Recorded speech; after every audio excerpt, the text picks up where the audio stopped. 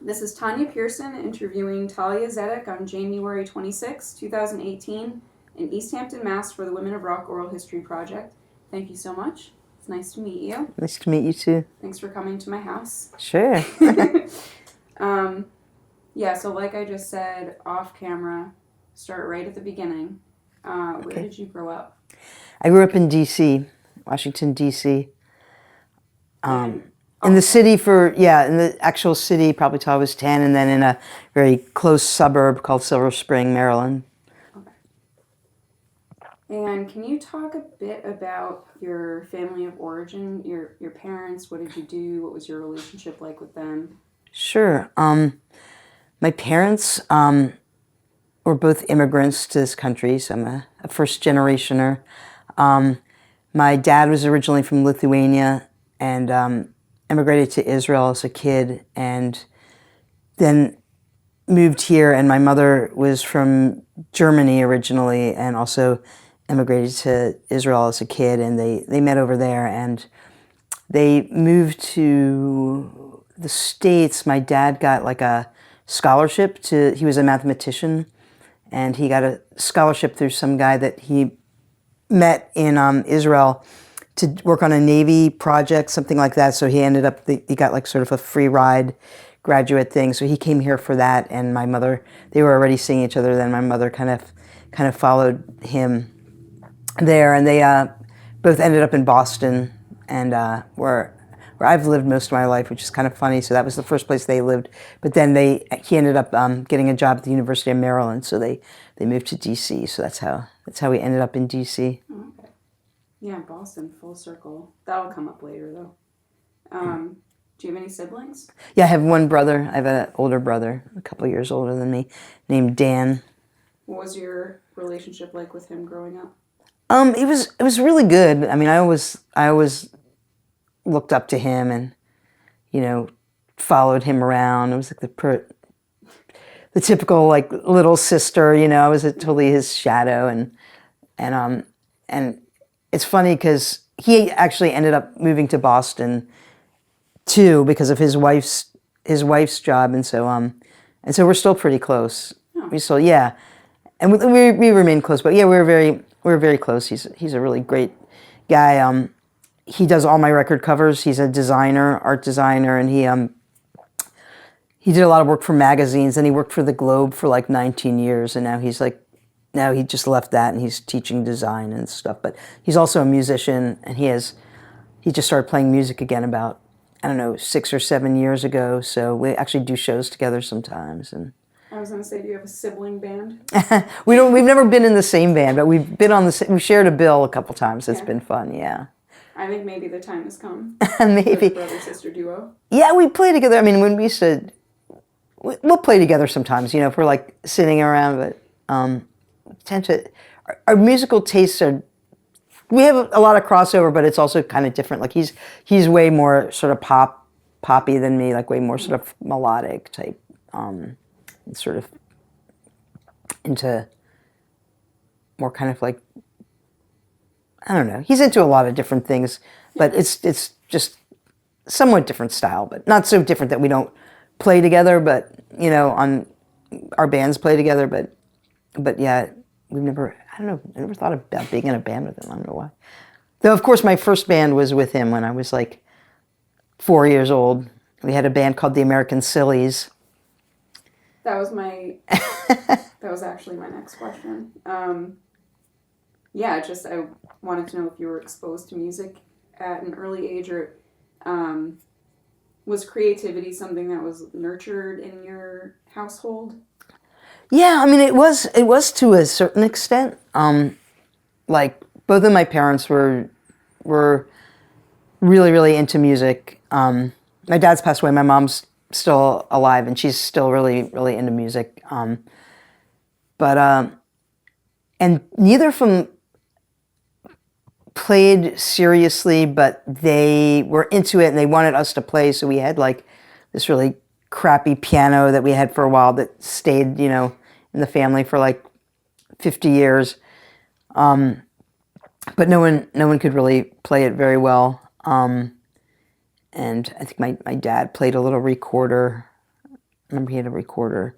My mom didn't really play anything. So they, they were kind of like, they appreciated creative stuff, but I don't think they really thought of themselves as creative people, though they both were in their own way. And I don't think either of them would like ever kind of think of like pursuing a lifestyle or a life in any of the creative arts, and kind of like didn't really see that for either me or my brother either, so it was, kind of a mixed bag. But I mean, because of their upbringing, it was so torn by war and this and that. So who knows, like, you know what I mean? Like that affects a lot of your choices a lot too. So like if their backgrounds had been slightly different, who knows, maybe they would have, like done something. You and your brother started your band, was it something that they thought was cute and fun? Yeah, they did. Yeah, so it wasn't totally. Like they thought it was a waste of time. No, they were always like, I'm making it sound. They were always like really encouraging of like, they thought it was really funny, and it was just this band that me and him had with some friends of theirs who had kids that we were also friends with. So it was something that we would like put on shows, and it was totally ridiculous. Yeah, but there were no instruments involved, just like a lot of tin cans and stuff, like that kind of thing.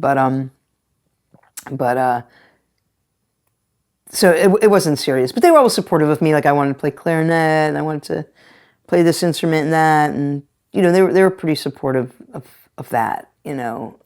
Well, was that your first real instrument, clarinet?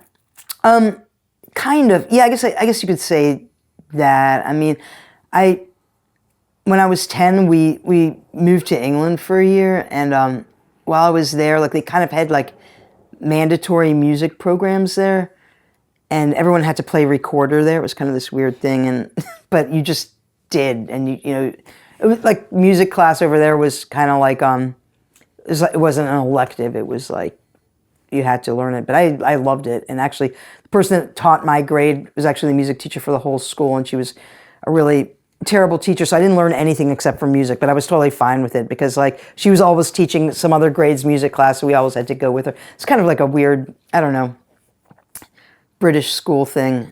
I don't know, it was so long ago, but I remember some older student came in the class with a clarinet. I still remember her name, Eleanor. She had long blonde hair, and she played clarinet for all of us younger people. It was like, I was like 9 or 10 at the time, and I was just like, I just loved it. And when I was about to go into junior high, my junior high had, it was a pretty big public school, and they had a band. And so I kind of like begged to I really wanted to learn the clarinet. So, it's kind of weird. I don't know why. I still like the clarinet. I don't know. Yeah. No, I mean, I started. It's a pretty maligned instrument. Yeah.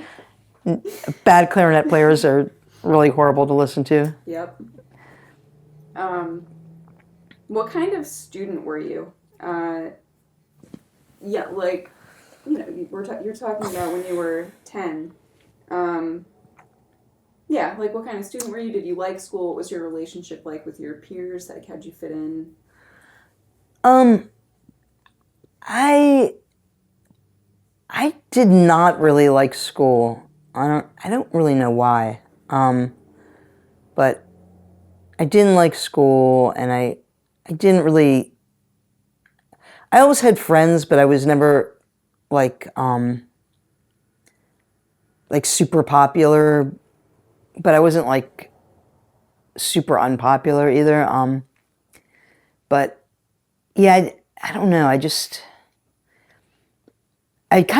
I moved at a kind of weird time because I went to like one school when I was 9, and I went to a different school when I was 10, and I went to a different school when I was 11, and I think that was kind of like a weird time to kind of be moving or something in my development. So like I went to 6th grade, and kind of we moved to Silver Spring, and I didn't really know any of the kids, so I was kind of coming in at this time when everyone had been going to school together for since they were like 4. So that was kind of weird. But then I went to junior high school, and then that was kind of like a whole different thing. It didn't matter because like in my junior high school, it was like a bunch of elementary schools. I don't know where you grew up, so I don't know what it's like, but there it was kind of like, you know, all the elementary schools would kind of be like more like in the neighborhood. Yeah. And then when it gets to junior high and high school, they start funneling everyone together. So you're not just with kids in your neighborhood anymore. You're kind of like with kids also who might live like in the surrounding 15 miles or something. So, yeah. So, I don't know why I didn't. And yeah, when I was an adolescent, I started really disliking school. And had a pretty bad attitude. I don't really know why, but I really don't. But like to teachers or authority. Yeah, and I didn't want to be good in school, and I didn't like.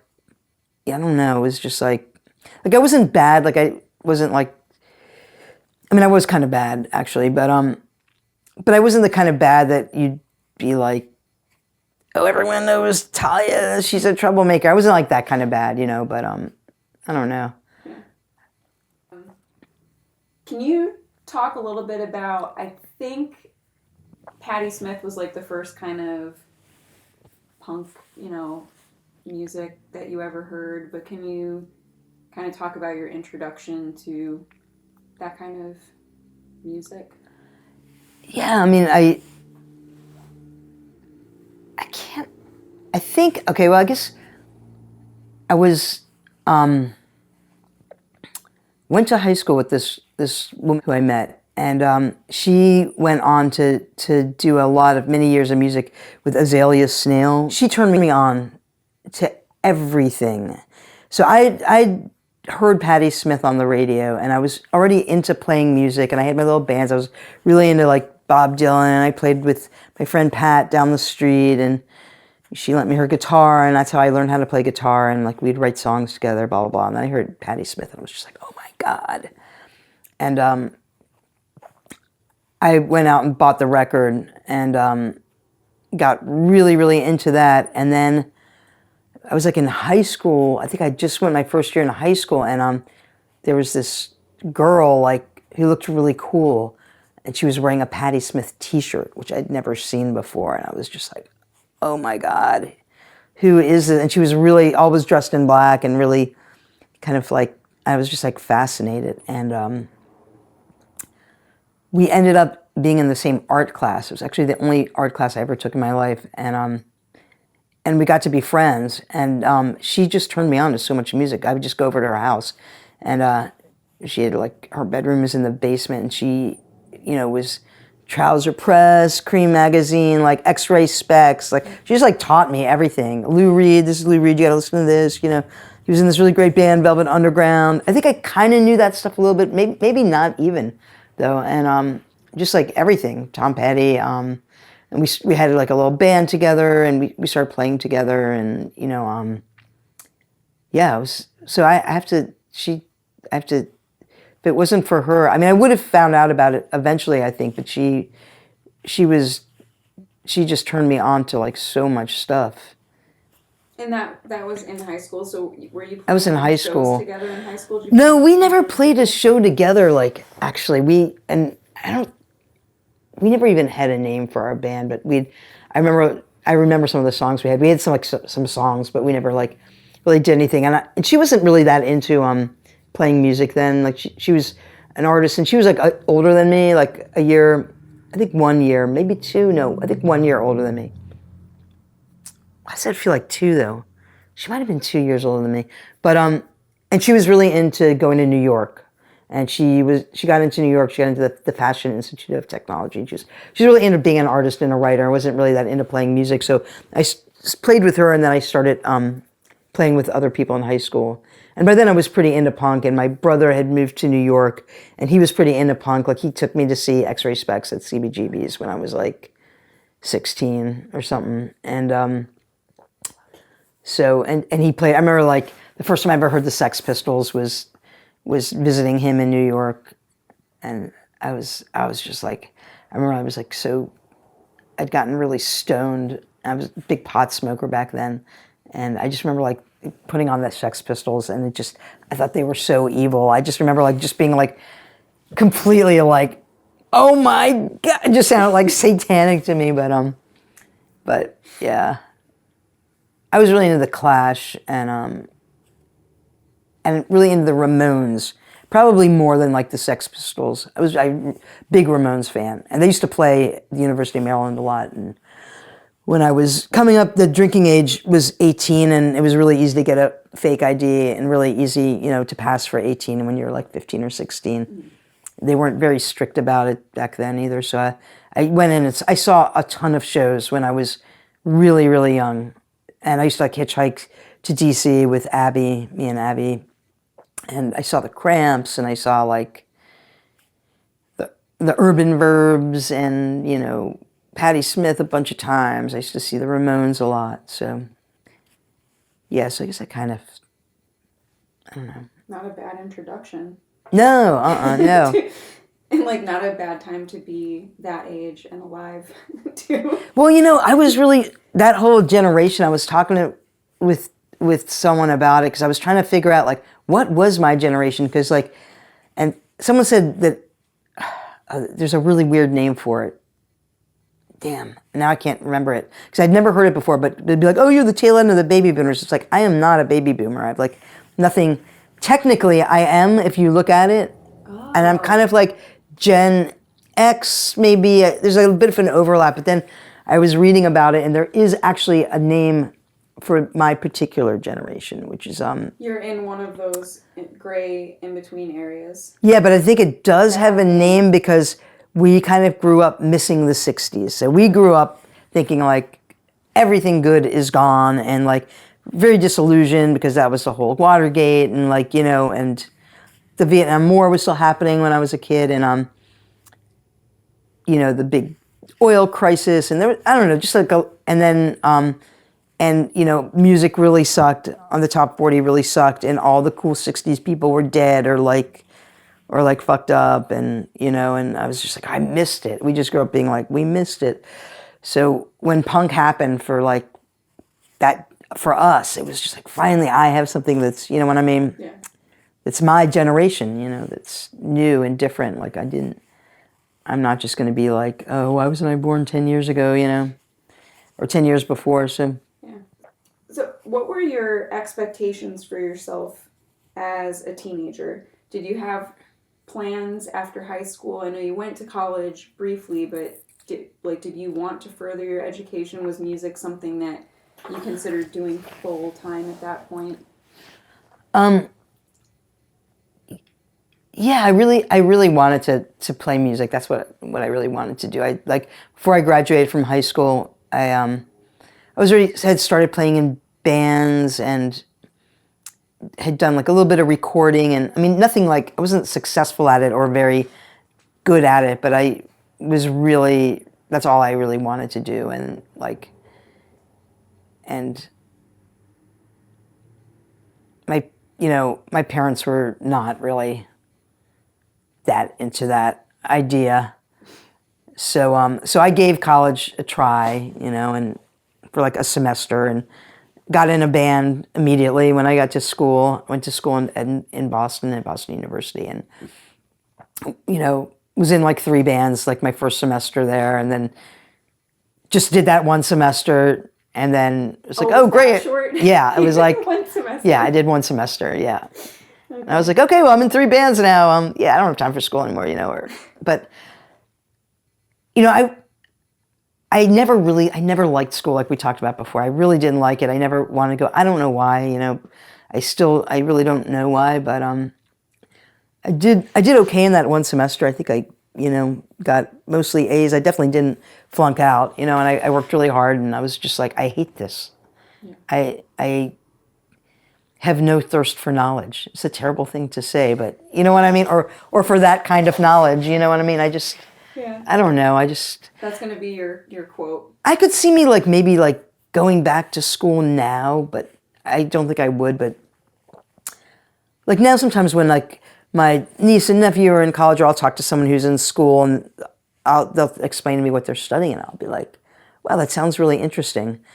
So I don't know if I just didn't know that school could be interesting. I think maybe I was just a product of really crappy public schools, and I just thought, well, this is just really stupid and not interesting, and I don't know, I just never, who knows? Yeah. But so yeah, it was a very short-lived academic career.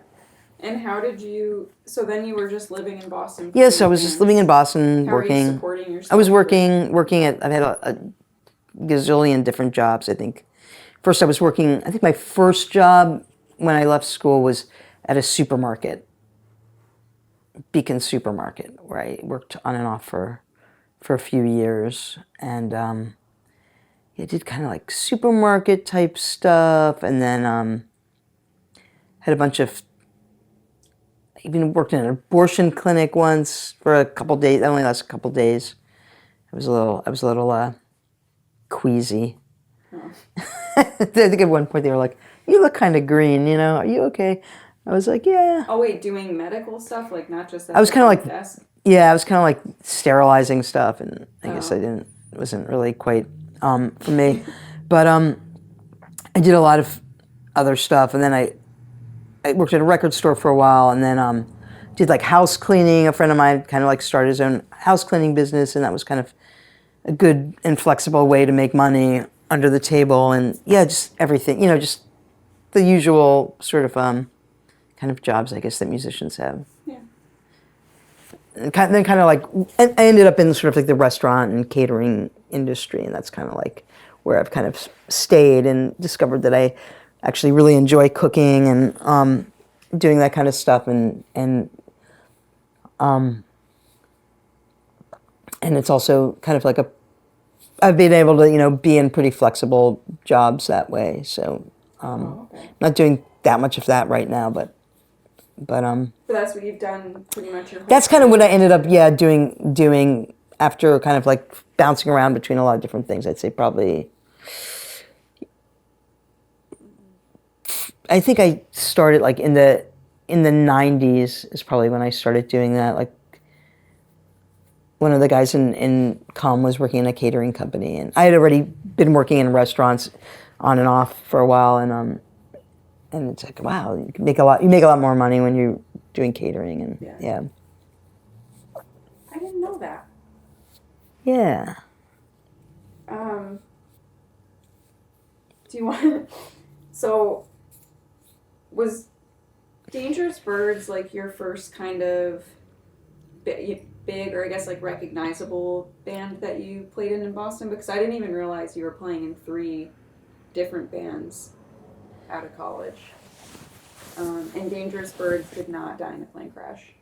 No. Everyone No. was okay. I think like my first band that I played out with and like would play clubs, and we never played outside. Actually, we did play outside of Boston, but we never played.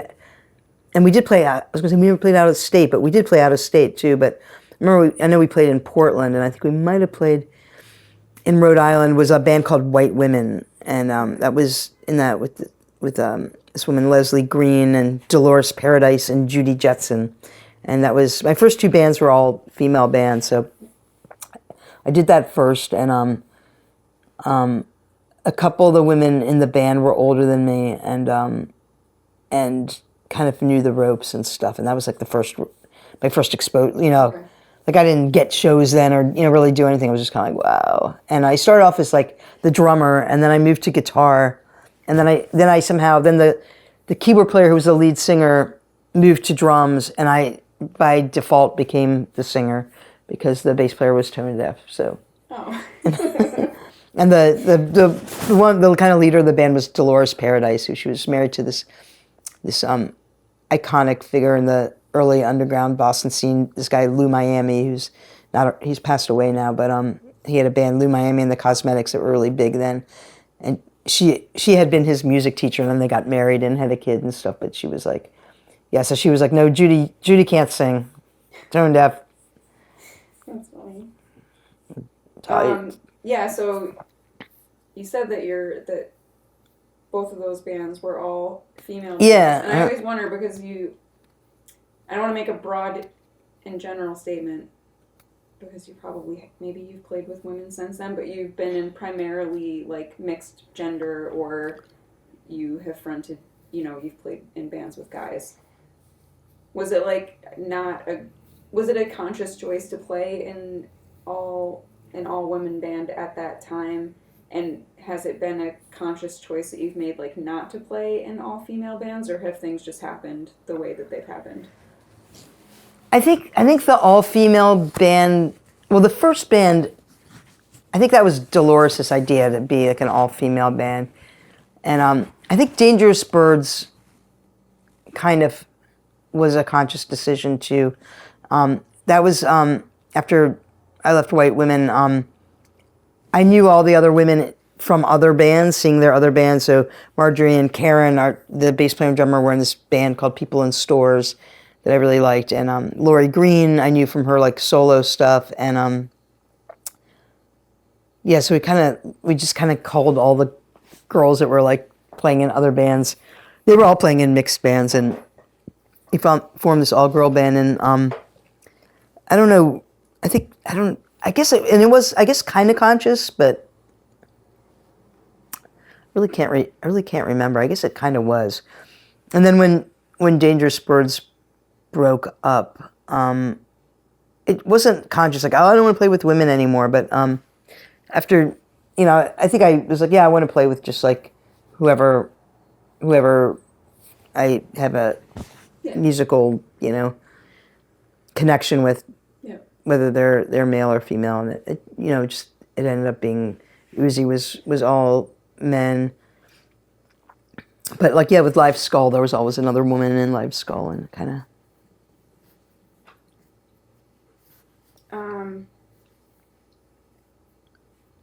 Yeah, I'm afraid I'm gonna ruin the timeline. I don't think I will, but I might. And if I do ruin it, I'm gonna feel stupid. But so you did White Women, Dangerous Birds. White Women, Dangerous Birds, then a band called Uzi. Yep. And then you moved to Then I moved to New York, and okay. yeah. Yep. That's right. Yeah, can you just talk about that time period a little bit? And when you moved to New York, Live Skull there was like a no wave band. Uh-huh.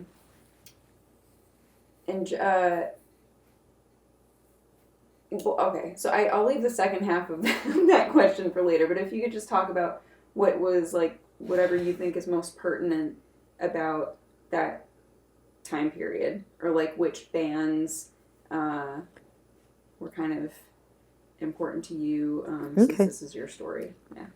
Well, I was a huge Live Skull fan, and I used to see them when they played in Boston, and I really loved them. And I joined them. They had put out 2 records and an EP by the time I joined them, and I kind of met them by accident. A friend of mine was opening up for them in Providence, and a friend of mine's band, and I went down, and I was a huge fan. I had just seen him in Boston the night before, but I went, Justin's, your band's playing, can I go with you to Providence to see it too?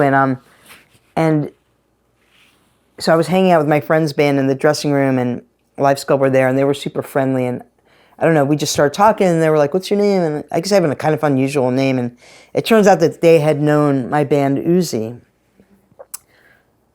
And they're like, oh, your name sounds familiar.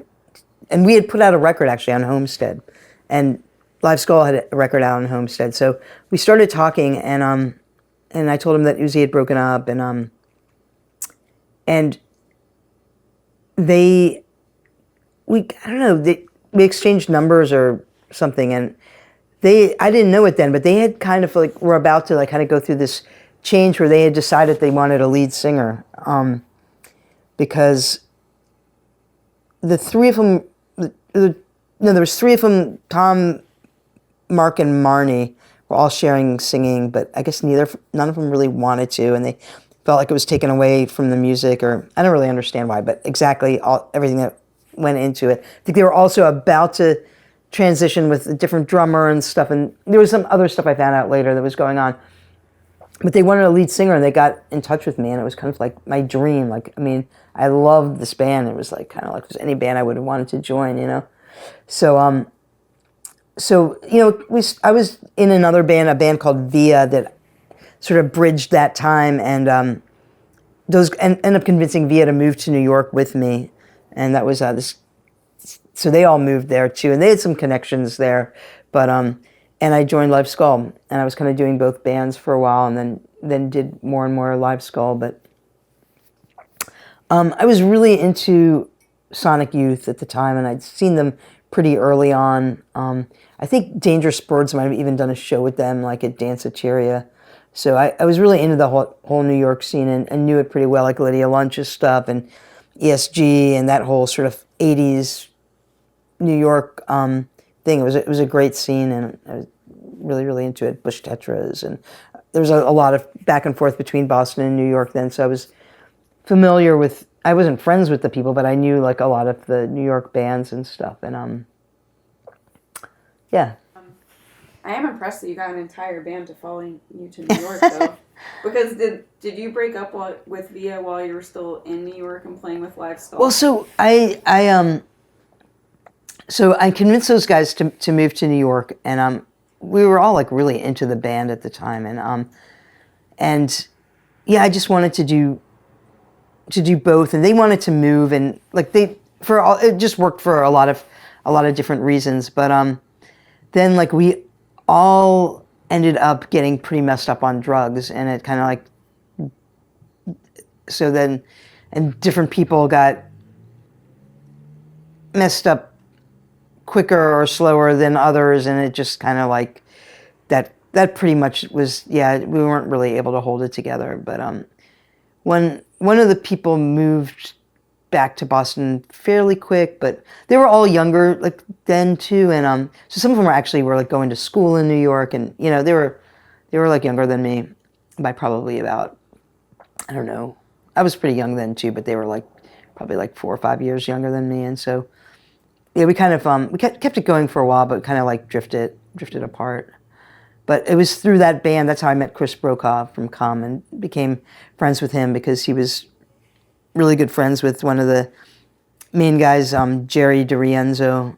And Jerry went on to do a bunch of different bands. One band that did pretty well called Cell, and he lives out in LA now. And then James Apt ended up being in Six Finger Satellite, and yeah, they all ended up like doing music stuff. But we called ourselves Via. We never did more than like 5 or 6 shows. But I don't know.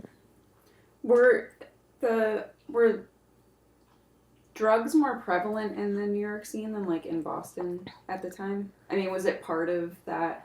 Well, like I had already like started doing drugs before I moved to New York, but we would like go to New York to buy drugs, because it was just like an open air market back then. It was just like, so people were constantly like driving to New York and just coming back with like tons of drugs. And so yeah, I had already kind of gotten into it through someone I was seeing there. And I mean, I dabbled, I'd been like pretty into drugs for quite a while, but not heroin or anything. And then I think you know, when I got to New York, eventually just started doing that, and which was kind of like my downfall. Yeah, I think a lot of people. So I had sort of like trouble with coke before, but I'd always been able to kind of like stop doing it. Yeah. And yeah, it's just, but I'd never really dealt with an addiction that I couldn't handle before dope. But yeah, that's kind of its thing. I know. Like, it's kind of weird. How did you end up? Was this like a long time after, or? Well, like it kind of, you know, it started out slow, and you know, it was kind of like dabbling, and it just kind of got, you know, worse and worse as it does, and I'd kind of, you know, clean up, and we'd go on tour, and I'd kind of get off it, and then I'd be back in New York, and I'd get back on it, and I didn't really, you know, understand like how it worked. I was just like, well, so now I won't be addicted anymore, because I haven't done it. You know, I didn't understand like how it worked, so I was just like, well, I'm okay now, so I can just go back to like when I was doing it for that first year and everything was kind of like, okay, I didn't, so I had an old girlfriend who had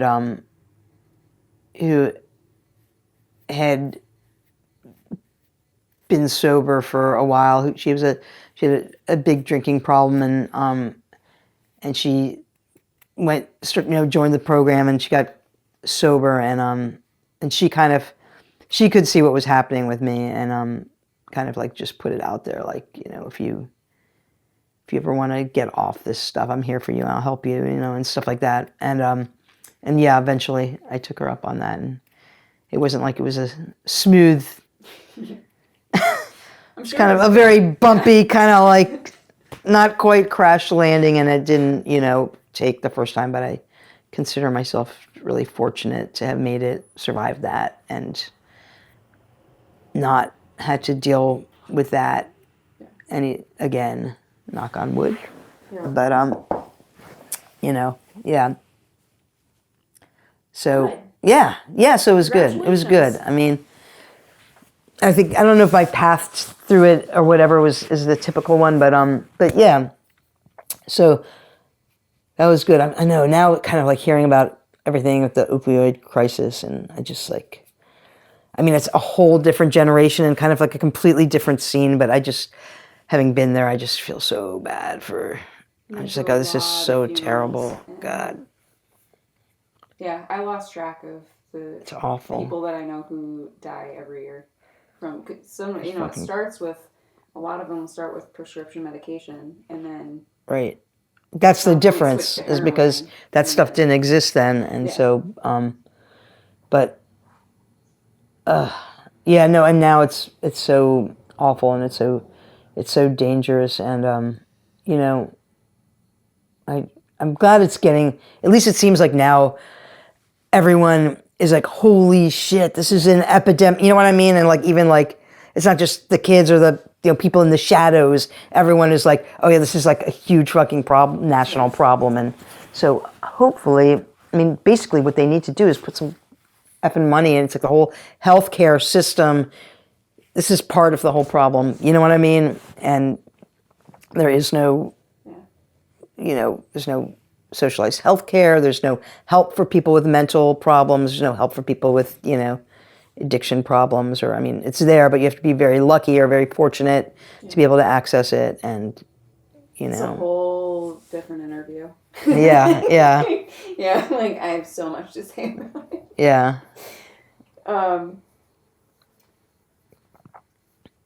if I'm skipping anything that's really important, feel free to jump in and just say, hey, wait.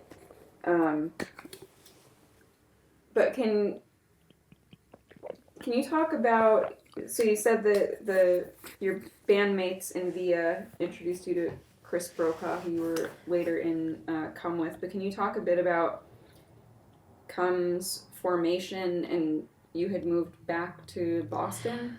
So yeah, after Live Skull broke up, and I kind of went through a period there of trying to get my, life was completely fallen apart. But I'd met Chris before I moved to New York, and he used to come to New York a fair amount, and he used to stay with me, and he even played drums in Via once, and we had worked on a song together, and there was a very strong musical connection with us from like the moment I met him, because he came over and jammed with Via before we moved to New York, and we just like immediately had a very strong connection. So we had talked about starting a band, but it ended up being a couple years after Live Skull, because I was kind of messed up. But anyway, I was back in Boston, and so I called him to play again, and we played again, and nothing really happened, and then we kind of both lost touch with each other a little. We were both going through our own difficult struggles then, and kind of lost touch. And then he had been in a band with Arthur Johnson and Sean O'Brien. Arthur Johnson from the Barbecue Killers, who I had toured with when I was in Live Skull, and Sean O'Brien, who was also the Kilkenny Cats. They're both Athens, Georgia people, and I had had a pretty strong connection with Athens because my partner of 7 years back then was from Atlanta, where those guys were all from, and she knew all those people, and I like it's kind of a long story, but I knew all those people. We all knew each other, and he said, I guess they had been in a band with this old friend of mine, Andy, called Back Knife Spot. But the three of them decided they didn't want to do that anymore, and they want to start their own band. And then, so it was the three of them, and that's when Chris kind of called me and said, "Well, I'm jamming with Arthur and Sean now." And I already knew them. I knew that Arthur was a phenomenal drummer, and he was like, "Do you want to come down?" And so, yeah, so that's how that started, and we just started playing together. Did you have an idea of kind of what you wanted to sound like at the time, or what kind of music you wanted to make? I really didn't. We really, like, that first record, we wrote like most of that kind of like out of jams, me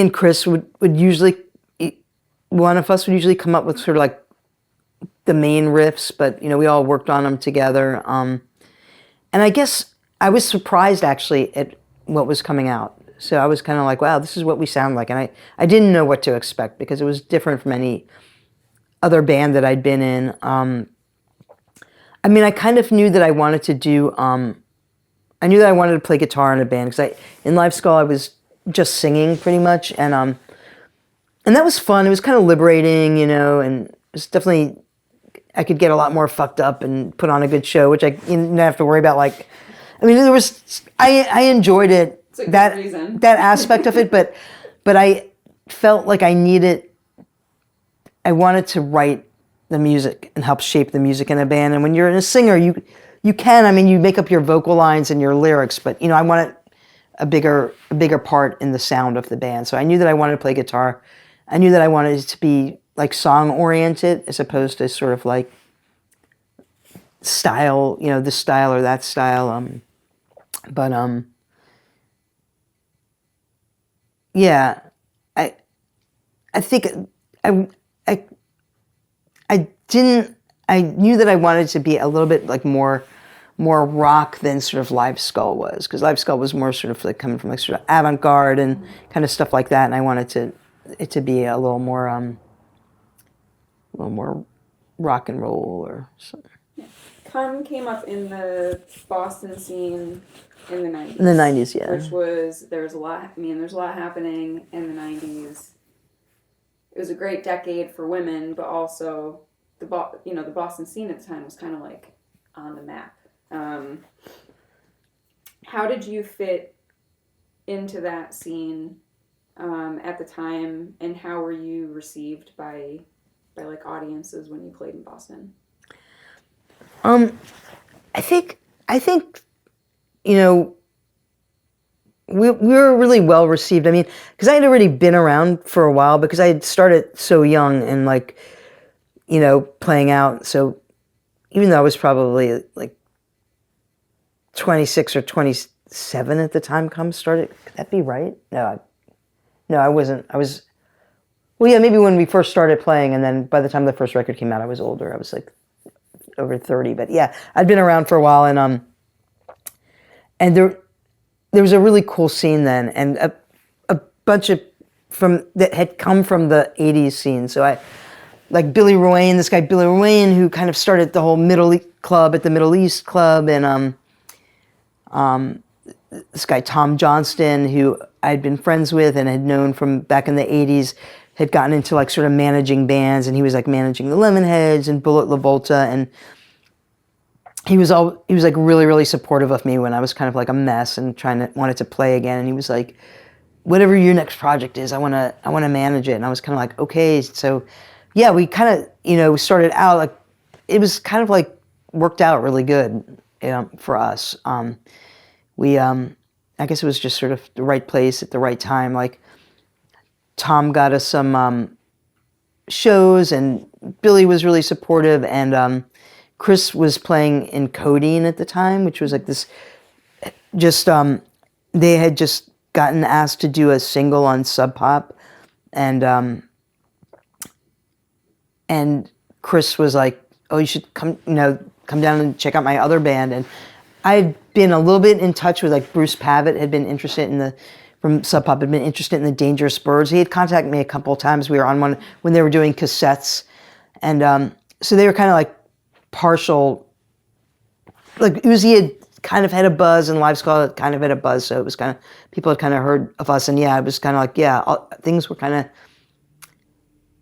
happening a little bit more then, and we ended up getting like a record deal pretty quickly, really quickly, like with Matador. I had worked with Gerard, had put out Uzi on Homestead, and then Live Skull had been on Homestead for a while, and so I'd known Gerard for a long time. Yeah, it was kind of like these people that we'd all kind of come up together, but they were like, some people were actually like in a position to help other people, so like it kind of worked out, yeah, good.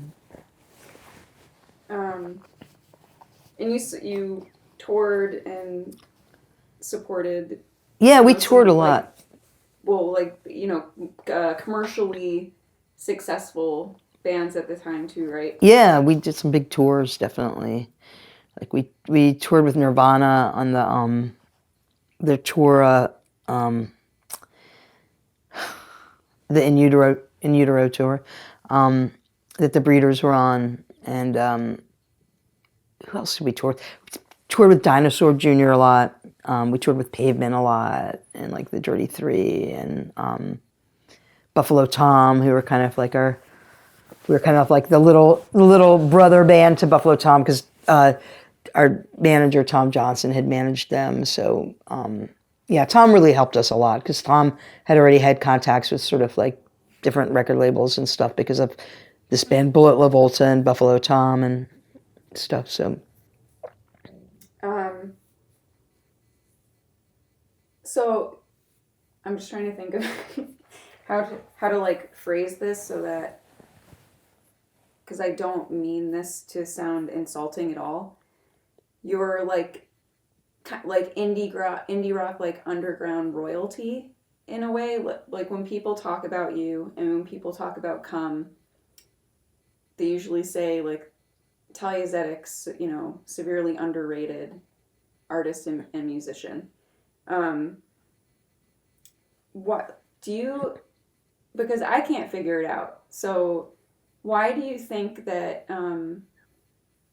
that Come never was as commercially successful as some of those other bands that you toured with? But the second part of my question is, do you care, and like how do you measure success? Because I think the first part, what I should have said was that some people say like they were never as successful as they could have been or should have been or whatever. But it's like I don't know about that. How you measure, you know what I mean? Like how are you measuring? Yeah, I mean, I think success? There's two. Yeah, they're kind of like two different things. I mean, I think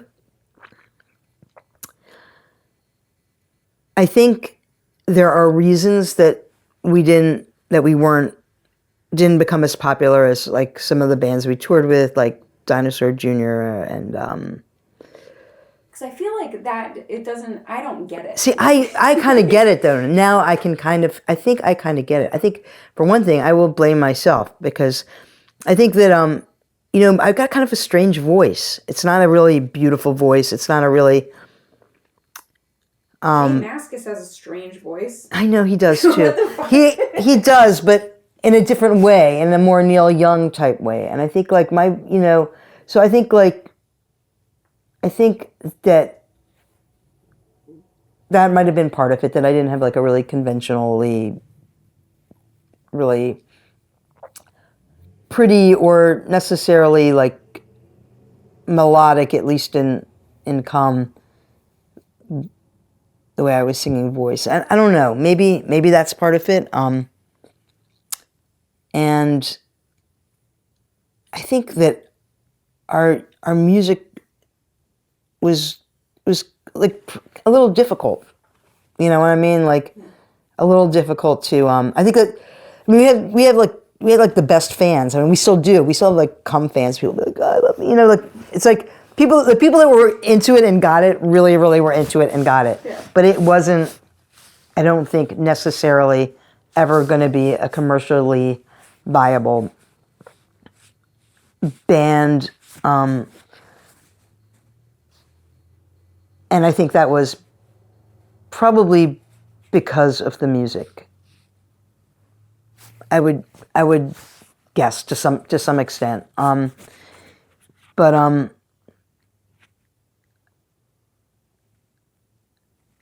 think there were some regrets that that I had about it, maybe a little bit.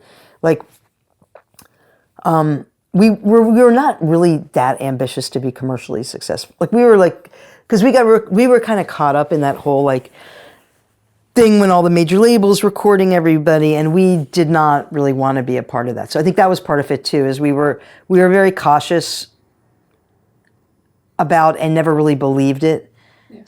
Yeah. So like when they'd be like, "We're gonna take you out to dinner. You guys could be huge. We're gonna make you huge. We're gonna," like I was just always like, "How the hell is this gonna work? No, we're never gonna be huge." I think we were a little bit cynical. So in a way, it kind of like saved us from having really, bad and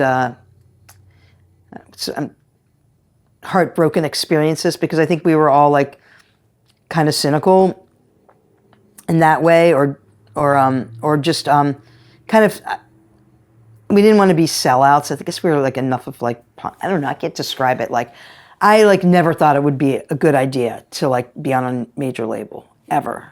Like, and we all felt the same way, but maybe that was stupid. I don't know. Maybe we didn't believe in ourselves enough. Like maybe the band could have done better if we believed in ourselves enough, or weren't so like protective. But I think we ended. I was very happy being on Matador, and so I was actually in retrospect, I think that saved us. I was very glad we didn't do that, because I had a lot of friends, that they were on a major label and then they got dumped and blah, blah, blah. I mean, in the long run, who cares really, though? I mean, now it's all like sort of... But you know what I'm saying? Like, who cares? Because it just is... I think the heartbreak that some of my peers went through kind of dealing with that whole insanity of that time, avoid it.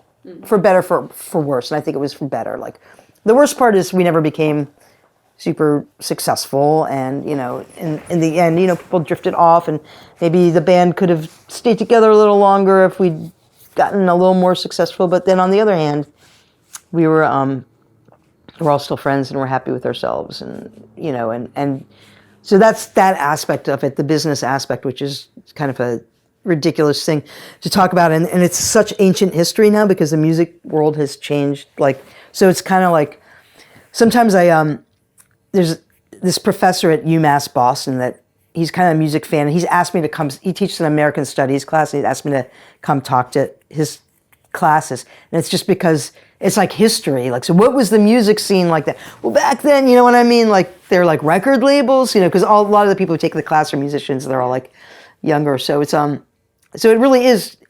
We're talking about now is like, it's history. Really, it's like really different. So But I don't have any regrets from that, and I think that I don't think we are commercially viable. And the bands that from our peers that did make it big, like I can see why. Yeah, there's some bands that I've always been kind of like, I don't get it. Like, they're not bad, but why are they better than X, Y, Z? And like but that's more like in the realm of sort of rock bands or pop bands. And I think with us, like, we were not a pop band. We weren't really a rock band. Some of the music was pretty difficult, yeah. So, but I do feel incredibly grateful and successful that I get to, like, that I'm still playing music, and I'm about to go to Europe with Damon and Naomi and do like a 3-week tour, like in Spain and France, and I have so many friends that been playing music, and they're so good, and they've never had that opportunity, and they would love it, and they're like, yeah. So that's like you say, how do you measure success? I mean, I consider myself really, really lucky, and yeah, I still really love doing it. So and it's, I get a lot of support from the people that are into it, or enough to like make me feel good and get what I need. So, and then because now when I'm talking about it, I'm looking back on that time, and I was like, that time was so weird. It was this one time. And it's like, it is kind of like ancient history, because the record labels don't exist. It really anymore. is. This isn't. Well, that's why it's so interesting, because this won't even be a question that anyone's asking people 20 years from now. I'll tell you, no one's signed to anything.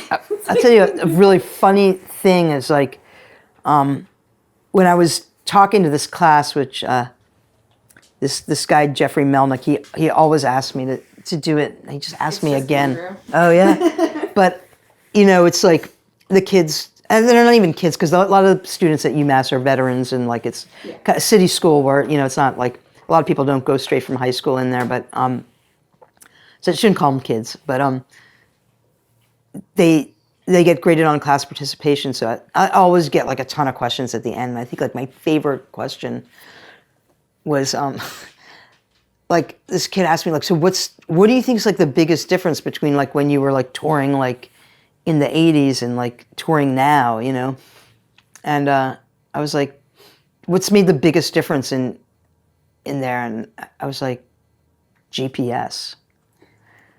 And they were like, what? I was like, we used to get like so lost, and we just had like mimeographed little laps, and you would print out the stuff, and we had to leave, and like they were just kind of like, I think this one kid was like, he was like, but wasn't it kind of fun to get lost sometimes? Because like they've never had that experience of being like, they could always just be like, where am I? Or unless they don't have service. Yeah, unless they don't have service. Then they don't survive. And actually the kid that asked me that, or the young man that asked me that, was a vet, and so he had probably had some experience like with that kind of stuff. But but that was that's true though. Yeah. It's like, going on tour so easy now. You have GPS, and it used to be a big deal. Yeah. Okay, this is going to be kind of also like I think talking about what you think is most important, instead of me asking you really specific questions about like each project.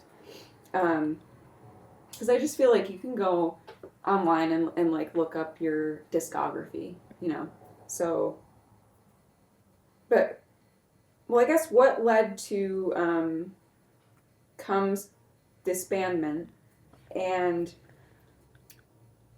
why and how did you decide to embark on a solo career right after that, rather than like form another band with people?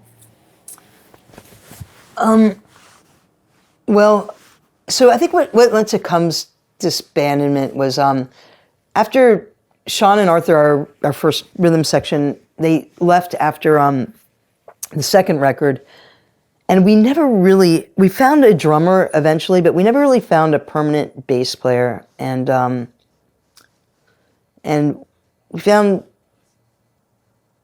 the record we did after them, we did with Tara Jane O'Neill from Rodan, and Kevin Coltis from Rodan, and then we did a tour with them, and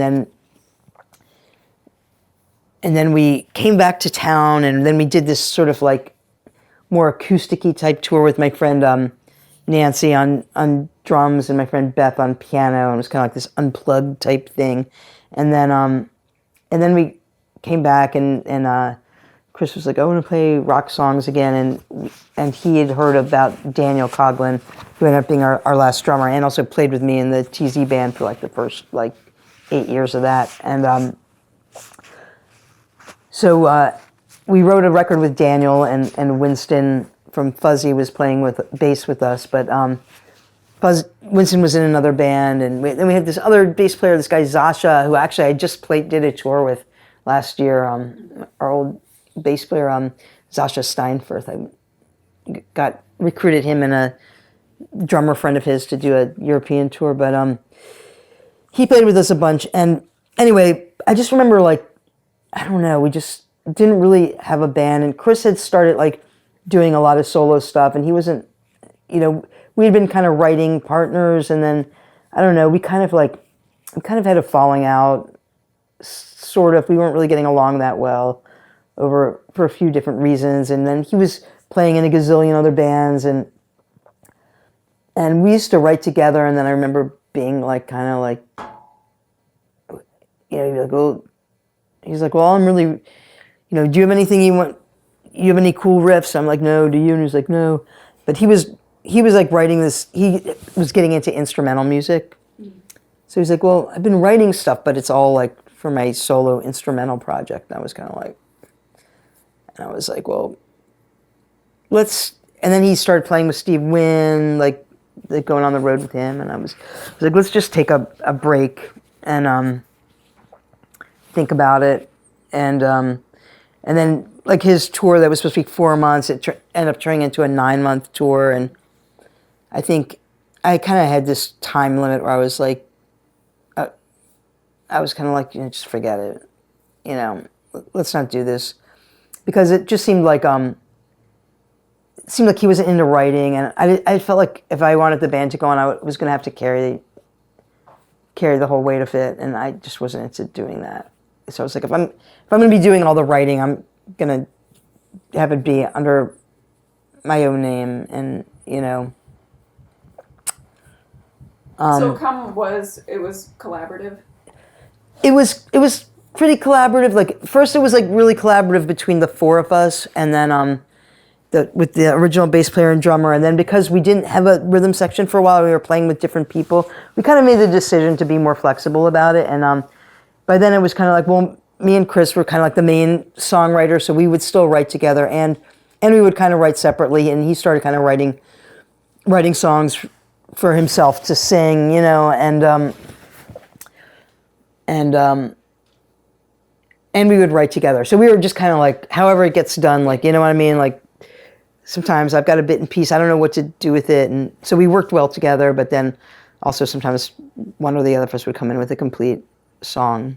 Had you always written your own music as well? Like just for yourself? No, I never had. No, I kind of like put everything into Come, and I was kind of like, well, I want Come to be wherever I'm at right now, and so. So when you decided to do a solo record, you were like starting from scratch, and I think I was like, yeah, I was. Music in terms of songs, I was, but I was kind of like determined, like, just because of Come having different members, and I just said I don't ever want to be in a position again where I can't play my own songs, or I can't play songs I've written because the drummer left or the bass player left, or you know what I mean, like. Kind of felt like if I just did it under my own name, then I could play, people could come and people could go, but I would always have the material. I'd never have to start over again. You know what I mean? Like there was so much of that.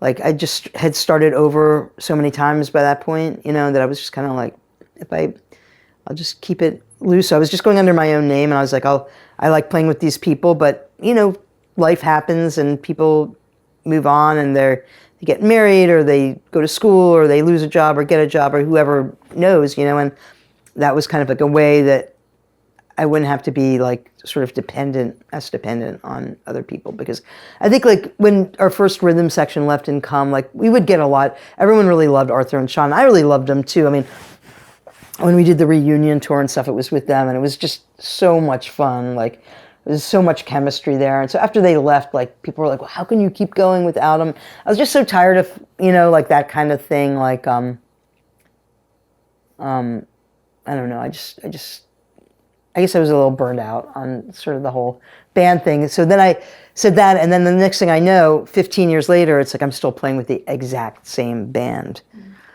which has changed a little bit now. But then, so that's when I went from Thalia Zedek Band. I was like, well, we're a band. We've been playing together, we've been playing with the same, I mean, I'm writing all the material, but we're arranging it all together, and I'm not writing out parts for anyone. They're all adding, a lot, to my songs, which are pretty bare bones when it's just me and my guitar playing and singing them.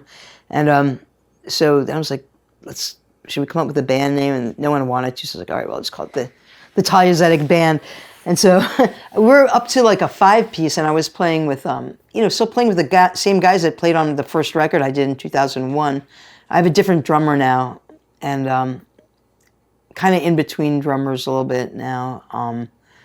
But Winston, who played with me in Come, was still playing, and the guy who played with me for like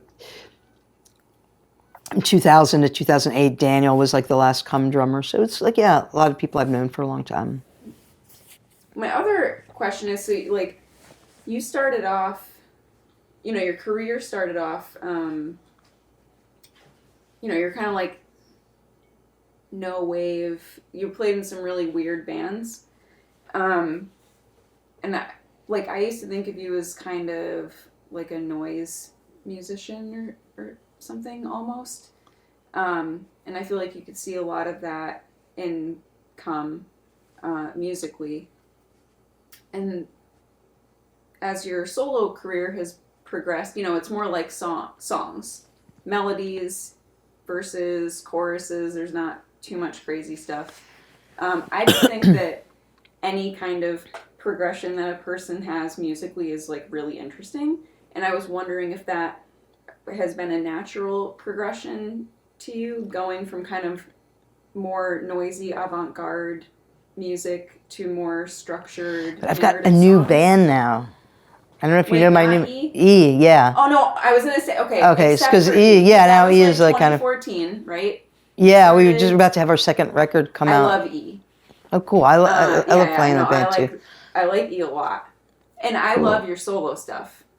But I think I'm talking about like maybe pre-E, like after you broke up with Come and you were doing the solo stuff. What was it a deliberate kind of choice to play more traditional kind of songs? Well, you know what happened? It kind of came out of this thing. Like I have this friend, Beth Heinberg, and she's a really amazing piano player, and I've been friends with her and her partner Nancy Ash, who plays drums, for like years. And me and Nancy are really old friends, and we were both musicians, but we never played in the same band because it just didn't work out, except for this one tour that Come did. And what happened was, Beth, I think it was maybe even Patti Smith, was giving a reading at this church, and Beth was like hired by our friend who was really good friends with Patti Smith to kind of play the piano as people were coming in. It was like this I think it was a poetry reading with Thurston Moore, if I remember correctly. It was really kind of when she was kind of still testing out the water, dipping her toe in the water, but hadn't really done a full comeback. Anyway, so Beth started like playing this Come song that I'd written, and she had played on a few of the Come records, but in this really like beautiful sort of dramatic way. Like she's kind of, I guess she's classically trained, but she was she worked playing with singers a lot in New England Conservatory, and she just started playing like all these songs I'd written, but like just on piano. And I just kind of saw them this whole different way. And this was when me and Chris were in between rhythm sections, and we decided to do a tour that way. And that was the sort of unplugged thing I'd mentioned before. Nancy played percussion, and Beth played piano. We kind of rearranged all the songs. And when I started, after Come broke up, people were asking, I got some offers to play solo stuff, and I really regretted it. I really dreaded it. And so I asked Beth if she would play with me. And so we started playing together, and I really loved it. And I decided I just really liked playing just guitar and piano. And I really liked singing with her, singing along to her piano. So yeah, it was kind of a reaction. I think like Come had gotten so loud and kind of like aggressive by the last record, and I just was really psyched to play in a band where I didn't have to wear earplugs and to be able to just do more nuanced stuff with my vocals. I always think it's really interesting too. I was talking about this with Alice Bagg, and she was like, I never noticed that before. But whenever I read reviews of, and this isn't even, it was about somebody else, but anyone who used to be like kind of punk or whatever, and then they go on to play more traditional songs, magazines refer to it, or journalists refer to it as maturing. Like, their sound is really mature. Like, it's so weird. I don't think that Have you ever noticed that though? Like people who go from being in punk bands or like crazy loud bands, and then they'll come Yeah, I out with a guess. stripped down, and they're like they're matured. Yeah. I'll have to look and see if anyone's ever said that about you. I don't think so, no. But I mean, and then actually the solo stuff, like the first record was really kind of very piano based in the first two records, but then by the time the 2004 record came out, I mean, we were getting really pretty noisy. Like there's one song, Hell Is in Hello, has like a 3-minute just sort of improv noise stuff. And Dave Michael Curry does a lot of stuff with like tape loops and stuff with his viola. And so, yeah, but I think for a couple of years, the first couple records, I was kind of consciously wanted to be like kind of quiet and prettier and just kind of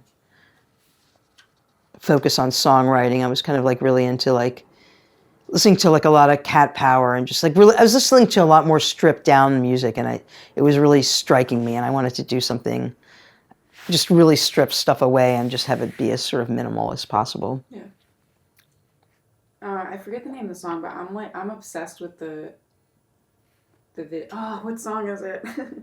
Where you're just smoking a cigarette and staring at the camera for like God. 3.5 minutes. Oh my God. I love one like. I got so sick doing that. Shot. Oh, you did? Yeah. Oh, it's great. It's like a really powerful video. I don't know if you just put a camera down. No. So but that's made by a friend of mine who's a video artist, and that video was actually made before. What song? I can't remember what song. It's oh God, what is it? It's something off Via. Yeah, but I'm gonna have to just. I'll find out. Something. Run. No, what the hell is it called?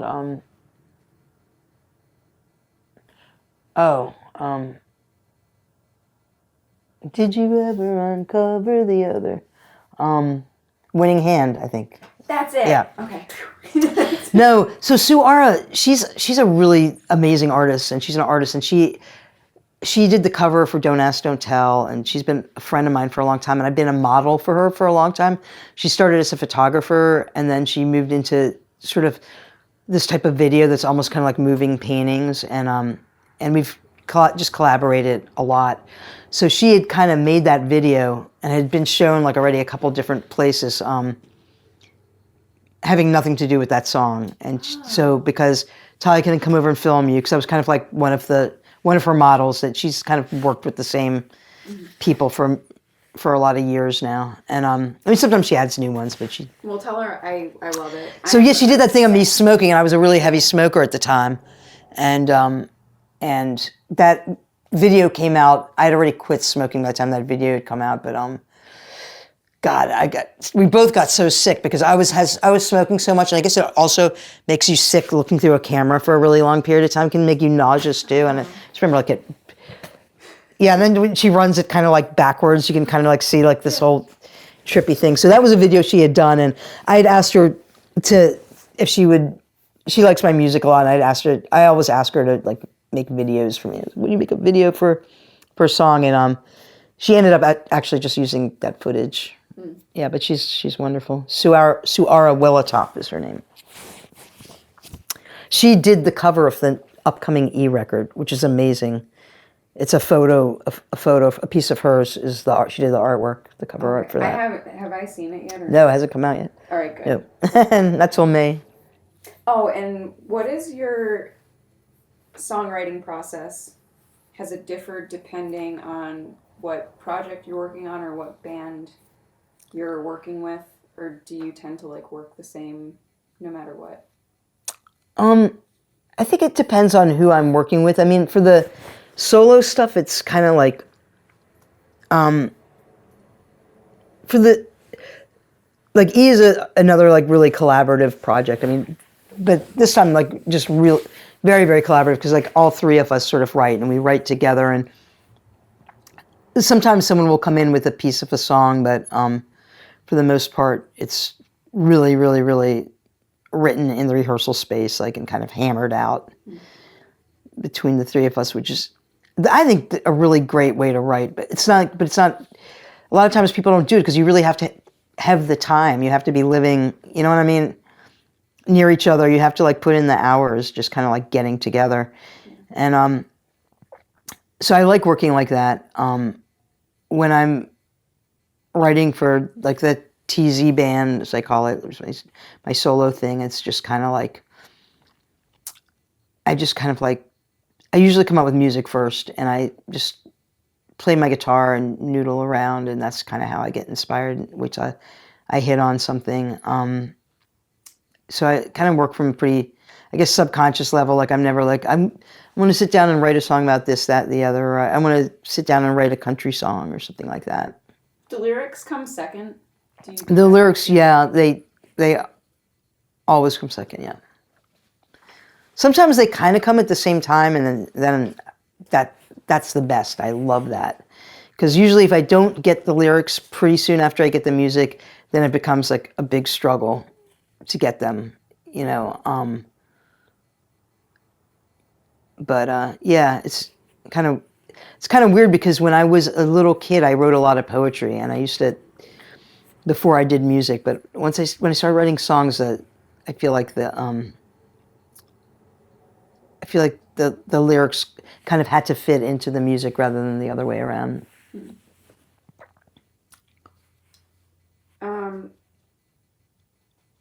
I do want to ask you something really random, just because this is my first time ever meeting you, and I've never talked to you. But I've read a lot of like interviews and stuff in preparation for this. And when people write about you or describe you, it's in a certain way. Like I was a little intimidated until Michael said, "Oh, Thalia's really nice. You're gonna have a great time. Like really friendly." But you kind of have people describe you as being kind of like maybe a little like dark or like brooding a little bit, or like a reflection of your songs. And you seem a lot lighter than what I would have expected in person. Had you, like, well, I guess number one, do you read like reviews of yourself or like interviews once you do them? Have you ever, like, how do you see yourself versus, I read this one article and it was like, dark and somber and blah blah blah. Oh yeah. Well, I mean, a lot of people kind of like get that from my music, and they think that I am that way, and I'm really not. I mean, yeah, there's a part of me that kind of is in touch with that side of myself. I mean, obviously, because I write about it, but a lot of the stuff I write is not necessarily autobiographical, even though I generally always write from the first person perspective, but I'm usually like thinking about someone else. Sometimes I'm thinking about myself, but a lot of times I'm also thinking about other people, and just kind of like taking it from that thing. And I don't get that as much as I used to. I mean, I used to kind of get that a lot, like, oh, Thalia's scary, and like, then I would hear that a lot, like, I was really scared to meet you, and and like, because I don't know, I don't really know why exactly, but I think most people that talk to me, like, I think if you talk to me for like a few minutes, you kind of get it, like, I mean, I like having fun, and I'm pretty kind of like,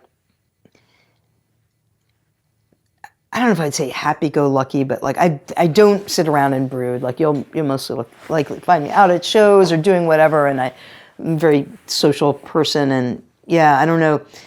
I think maybe people get that, they hear the music, and I think a lot of people think that it's like super autobiographical, and I'm just sort of like sitting in this dark room, like writing this stuff. But and I don't get that quite as much. I mean, I used to feel like that was like kind of like a sexist thing too, because I felt like,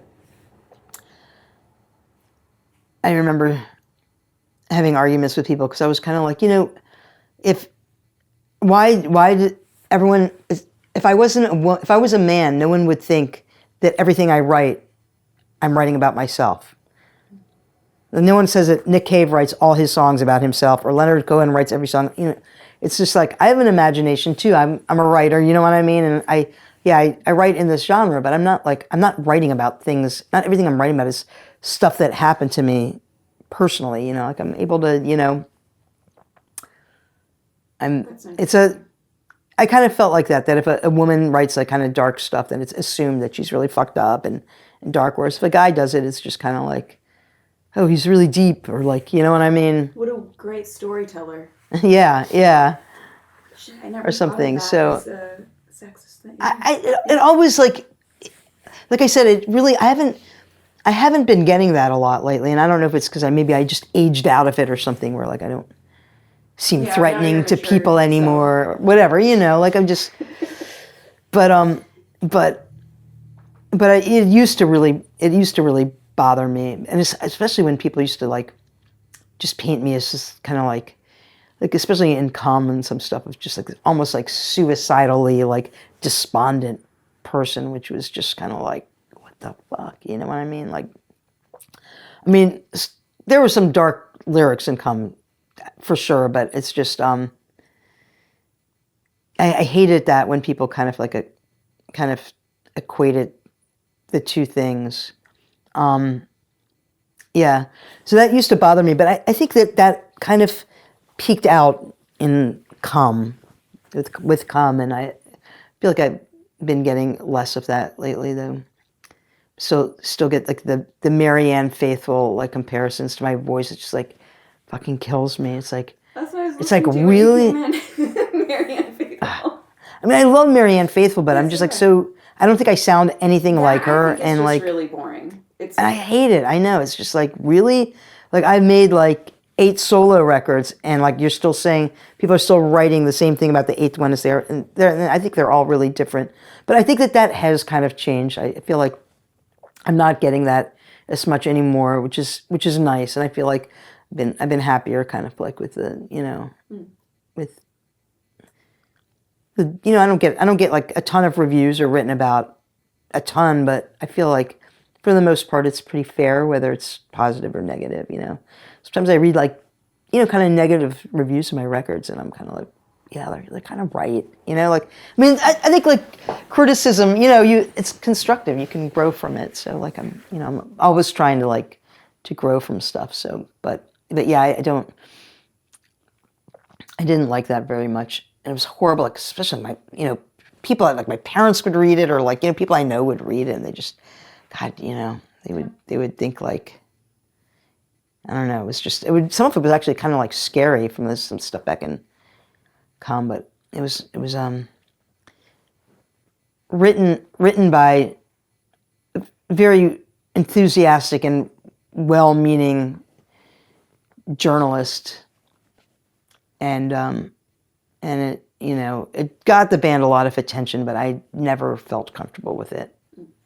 I guess I'm a pretty private person, like not secretive or hidden. I mean, I've been gay and out about that for years and years and stuff like that. So not like that, but I don't know. I didn't like people like, talking about me that way. Yeah. Speaking of gay, no, I'm just kidding. I did want to ask you a little bit about that too. I notice, like I'm a lesbian too, so I like seek out gay people to interview because I feel like I just get really excited to be able to like include other lesbians or queer people in the collection, because I feel like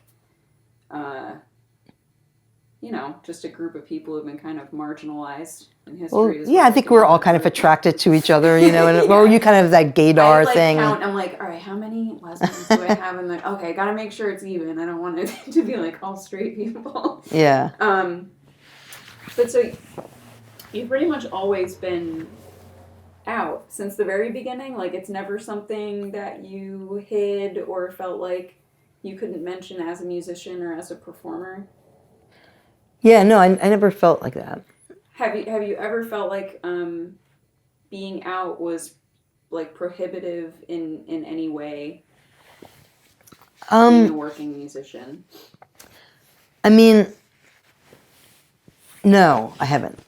But I've never felt that way. That doesn't mean that it hasn't been. There might have been, people who were like, "Oh, come, that's fronted by that lesbian girl." Like, I mean, I don't know. Like it might have been, but I've never felt that way. That yeah. Oh, good. Yeah. I think I've always been in a scene with really cool people. I mean, I've never, always, all my bandmates have always been, I've just never dealt with that, Yeah. I've never dealt with that in the music scene. But the scene that I was in was never like the mainstream scene, like I'm sure for like Melissa Etheridge it was different, maybe. Yeah, I don't know. I don't know. I feel like everyone's always loved Melissa Etheridge. Yeah, I know. Actually, I had a picture taken next to. I played at this club in Long Beach. It's kind of like I just happened to. It's a long story. I was out there visiting a really old friend, and then this friend of mine's band came through, and what's Doug's band called? No, it'll come to me. But anyway, they were playing in Long Beach, and it was just a small town. It's not that big off of LA. I don't know if you've ever been there. Like, it's kind of like a Long beach. Yeah. Yeah, I think I've driven through it. Yeah, it's not really LA. I thought it was a part of LA, but I didn't even know where I was. Yeah. So I flew into LA, and my friend was like, "Why don't you fly into Long Beach?" I was like, "I don't know. I didn't." Fly into Long Beach? Yeah, it's like. I didn't know that. It's not that far. It's like 45, 50 minutes. But we played in the one music venue there, and it was actually had been an old lesbian bar, and they had Melissa Etheridge's gold record on the wall. I got my picture taken with it. I guess that's where she used to hang out, or I don't know. No, Yeah. I wonder if it's still there because like all of the lesbian bars on the West Coast have closed. That place is still there, and I don't know. It still seemed pretty gay, but I think it's. I don't know. Yeah, it's not really advertising as much. I think in Boston it's the same way. It's like I think the last ladies' night just ended officially. So now there's officially no lesbian like nightlife scene dedicated lesbian. I mean, there's still gay bars and stuff, but yeah.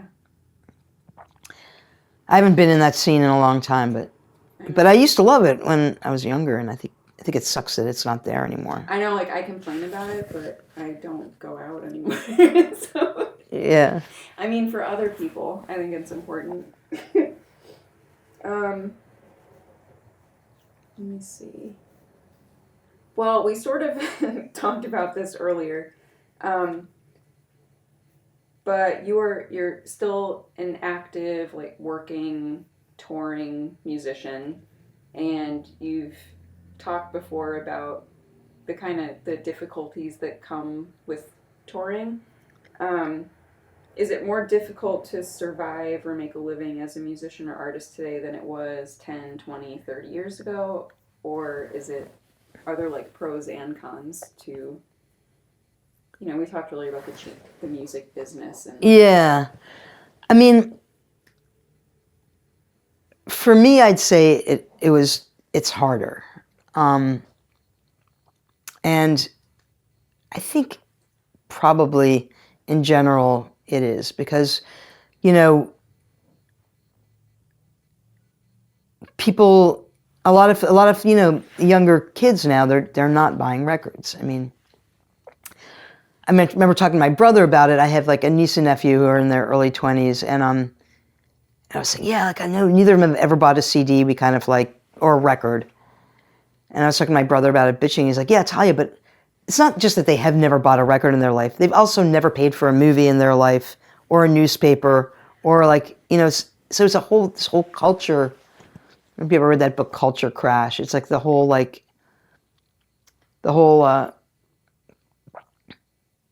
it's the same thing with film, and like they think that content is free. It's just created somewhere, and it's not something you pay for. So they've never paid for a movie. They've never paid for cable. And I'm not saying that all young kids are like that, but no, it's all of them. well, I think it is most of them. They would never, ever, ever pay for anything they could possibly get for free, ever. And CDs are anyway. How would they even play a CD? CD player.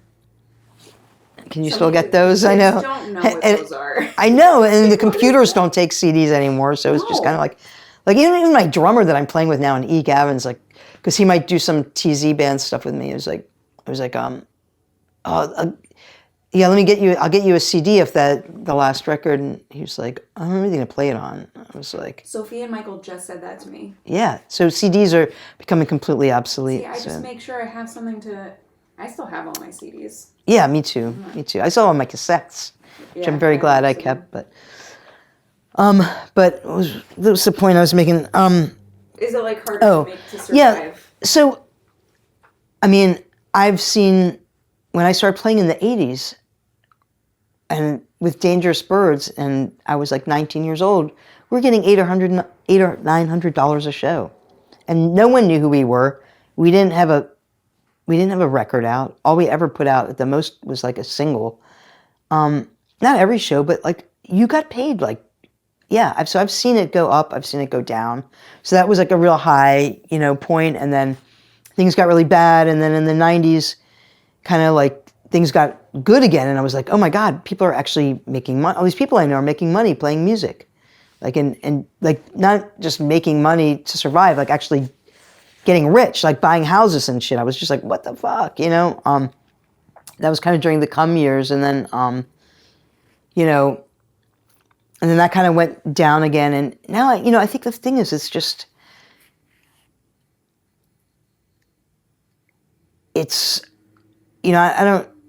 I think for a lot of musicians, they're really struggling, really, really bad, and that's what I hear a lot, like, from people. I was just doing this big benefit that was like, they get like 40 musicians together. It's called One Night Band, and they kind of put you all in different bands, and it's to benefit this big music community center in East Boston called Zumix. So and a lot of the musicians who were there were like, kind of like real, like I'm kind of like, I'm not a real musician, but I mean, I have this niche. I'm not like playing in wedding bands. I'm not like, you know what I mean? Like hustling to get gigs and like teaching students. But I mean, I've got kind of my own niche, and I'm kind of like, I can't, partially because, or for a good part, because I couldn't do that kind of stuff even if I wanted to. I don't think I could have the chops to be in a wedding band. But I mean, that's all I heard was people complain about, like how totally effing broke they are. You know what I mean? And like, I think just it's kind of sad, but people don't really value music. And I think, for a while people were like, well, no one buys records anymore, but that just means they're gonna have to go out and see your live show. And it's kind of like, no, because it's like the value isn't there if they're not gonna, it's just different. And that's not to say that, I'll still walk by the Middle East on Saturday nights and see like lines around the block for some band, and it's never anyone I've heard of. I'm pretty out of touch with that scene like now. I don't even know who they are. It's like, I don't know. But there's 2,000 people here to see this band. Never heard the name in my life. I have no idea what kind of music it is. Sometimes I ask people like, well, what is this? And it's like, well, a lot of times it's a jam band or like some kind of like, yeah, a lot of jam bands do really well, it seems like, live. Yeah, or like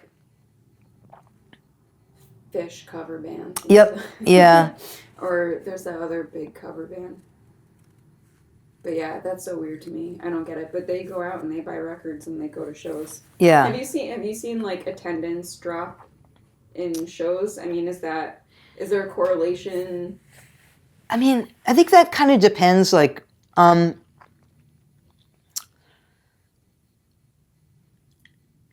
that can kind of go up and down. Like for me personally, and kind of like be different in different countries. Like it'll be like the last time I was in Europe last year for touring on the last record, it was like we got like 9 shows in Italy, and it was like, and they were great, and I was just kind of like, when did this happen? Like I was okay, I'll take it. Like you kind of see it if you've been doing it for a while. You kind of like, oh, I'm big in Spain, now, and then like 2 years later, oh, I guess I'm not big in Spain anymore. And then like, I don't know, you just kind of try to get it where you can get it.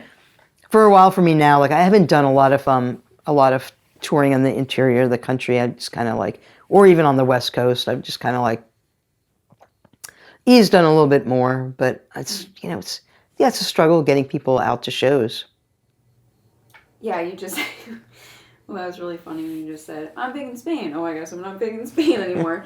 But you had a quote that I've never heard anyone talk about touring in this way. Like, people usually say, it's really hard, or it sucks, or they absolutely love it. But you said that touring especially brings a lot of up and downs, and it takes a pretty tough person to do it. And that you said, I don't think I always handle it in the best way. It's an extreme situation to be in. You have to be really even-keeled and a tough-skinned person to deal with it.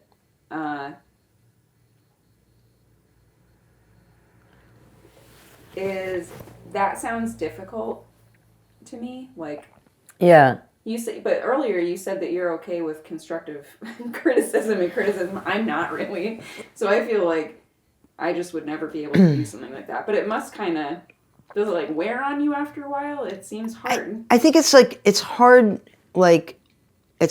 not to, like, when you're touring, like, you'll have some great shows and you'll have some like really, really bad shows, and that's just kind of like the way it goes. And not bad because the band plays bad or you play bad or people are mean, but just kind of like, we're playing this club, no one's here, or no one seems to care and they don't really like it. I don't know. And you really just can't let that get to you, like you really have to you have to enjoy it for what it is. And, because when you get upset about that kind of stuff, you're just kind of making the situation worse in a lot of ways. So, it is difficult, and I feel like, it can be like really extreme. Like you can go from being like, wow, we just played to like 300 people and they loved it. And then your next show could be like, 4 people and, you're sleeping in the basement dressing room of some, like crappy place. I mean, it can really be like that extreme. Like I can think of a tour in Europe, where like one day, we're staying at like, not a Hilton, but like, a fucking fancy hotel, just because, I don't know, that's where the club puts bands up, and, it's not because we're any bigger there. And then, a week later, we're like staying in like literally a flop house. You know what I mean? So it's like above a club. It's just like, so it's really extreme. And yeah, it helps if you're like a kind of an easygoing personality. And I'm that person. I'd like to be that person, but I'm not really. Like, I'm not like bad, but I know you'd have to kind of ask my bandmates, but like they're like, oh no, here comes the red cloud. I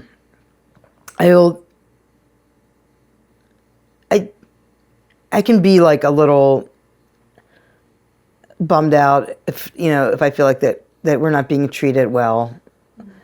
Like I will be, there's certain things I try not to have any preconceived stuff, but then there's a part of me that's like, God damn it, I deserve better than this. This is bullshit.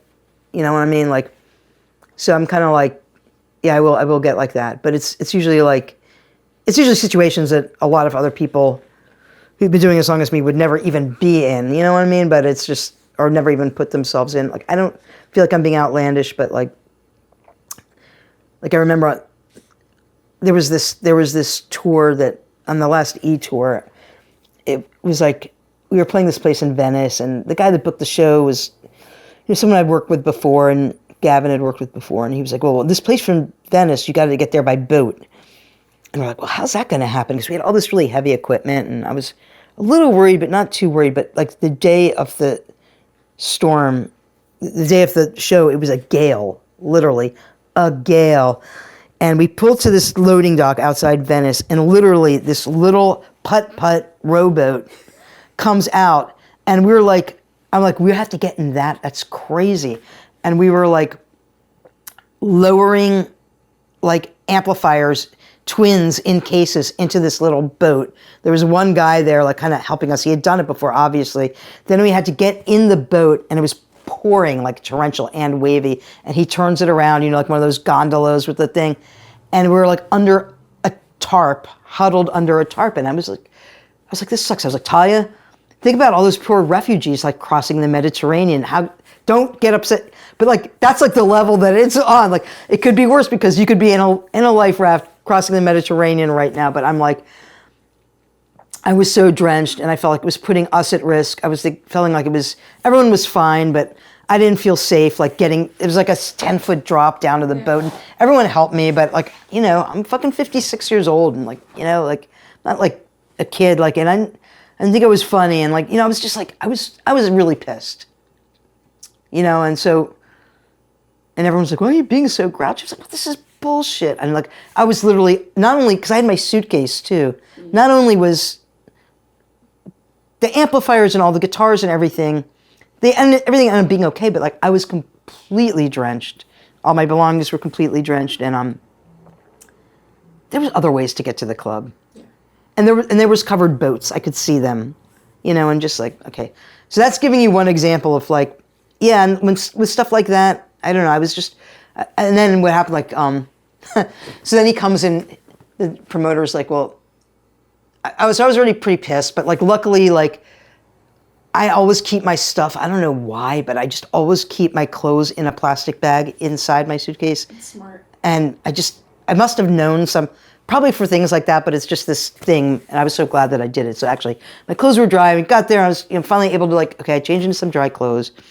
And then we go to eat, and the guy brings some takeout stuff, and it was like, some falafel or whatever, like some Middle Eastern type stuff. And I was really hungry, and, and he was like, so we were eating, and then he comes over and he's like, oh, don't tell the band, he was like, oh, don't eat too much. Don't eat all of that. It's for all the other people who are working here too. And I was just like, that was just fucking it. I was just like,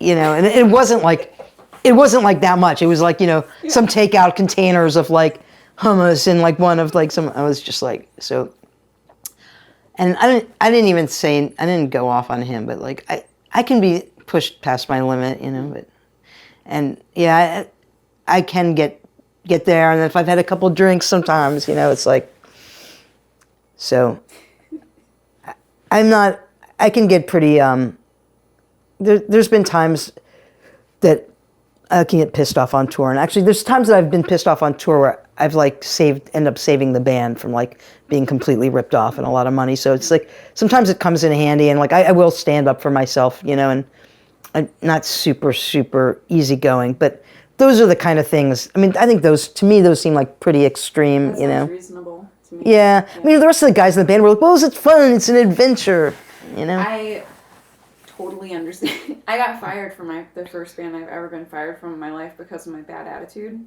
But it's just because, I don't know, I think I'm like older now.